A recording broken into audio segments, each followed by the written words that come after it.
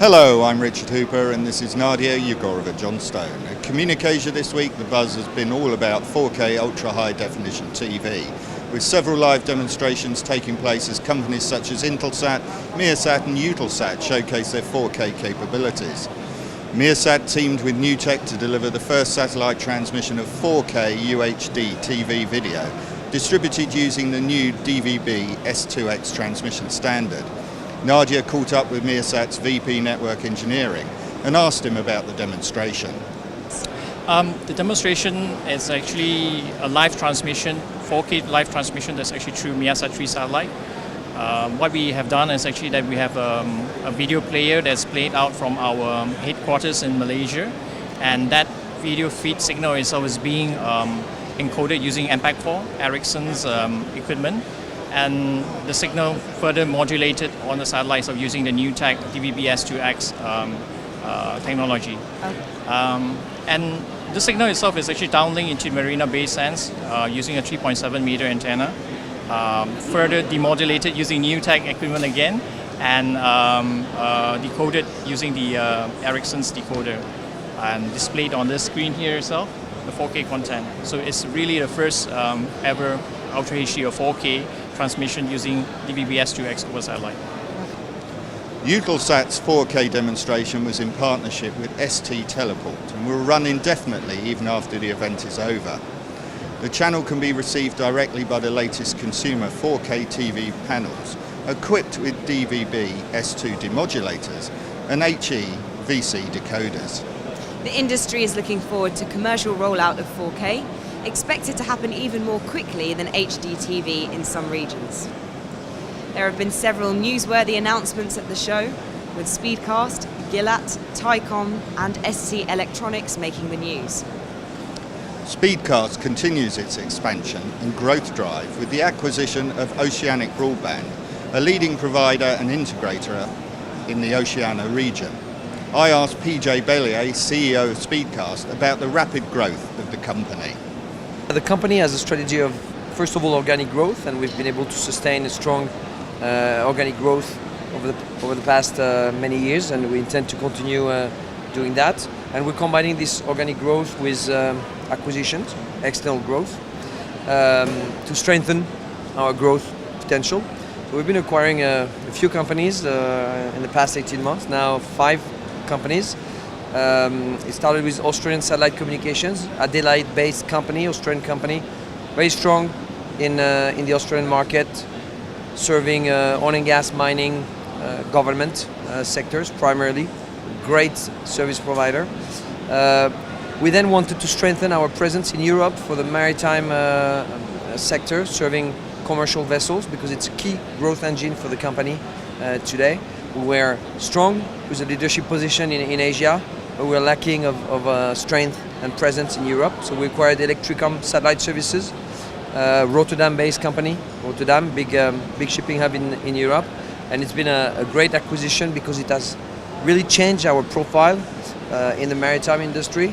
We're now viewed as a real global player, and we start seeing the results of that with some very exciting wins, and some of them you'll hear in the near future. Speedcast has grown organically, serving customers in Asia. With ASC, we added Australia. We were still missing the Pacific, and that's where Pactel International came into the picture, Sydney-based company, but very much focused on the Pacific, with a very strong leadership position in that region. So we acquired Pactel International, and that was last year. And more recently, we've announced two acquisitions. One last month, a company called Satcoms Australia, based in Brisbane, Queensland and Perth. It's a very exciting acquisition for us, because with Satcom Australia we are getting a teleport in Perth, which we view as strategic to serve the resources sector in Western Australia. And we're also acquiring a presence in Queensland, where there is a significant boom in gas, in shale gas exploration and production. And we were keen to expand our presence in Brisbane. And today we've announced the acquisition of a company called Oceanic Broadband, which is really focused on the PNG market, Papua New Guinea, which is a very sizable market for Speedcast today and a growing one. And we wanted to strengthen our capabilities there on the ground. With Oceanic, we have a teleport in Port Moresby, wireless network, and the ability to take our services, our portfolio of services to the resources sector in PNG to the next level. So very excited about that one as well. Cellular backhaul continues to be a very hot topic as mobile network operators across Asia try to extend their reach. The dispersed nature of islands around Asia, such as the Philippines and Indonesia, means that satellite backhaul gives people the only opportunity to use mobile devices. I asked Ramesh Ramaswamy of Hughes Network Systems about the regional demand for cellular backhaul. Oh, it's incredible. If there's one inexorable thing that's happening in Asia and in the world as a whole, is that everybody wants to have a cell phone. And if you look at, the wish list of every, poor or lower income sort of family, their first wish list is the cell phone, even before they get a television or right after food, it's cell phone. So that growth is phenomenal. What's happening is that as people are doing 3G and 4G networks in high density areas, the requirement for more bandwidth for connectivity is happening. So all the technologies we talked about are relevant there because you're bringing lower cost bits per hertz. But not left behind is the very rural areas where still 2G and 2.5G is being used. Case in point is what's happening in Malaysia with the network we're doing with a company called Majinusa. Case in point is what we're doing in Indonesia with Telkomsel and with people like CSM. These are very rural 2G small picocells for small villages, for voice and for low rate data. So I think it's a huge market going forward, both for low rate 2G, 2.5G and for high trunking 3G and 4G.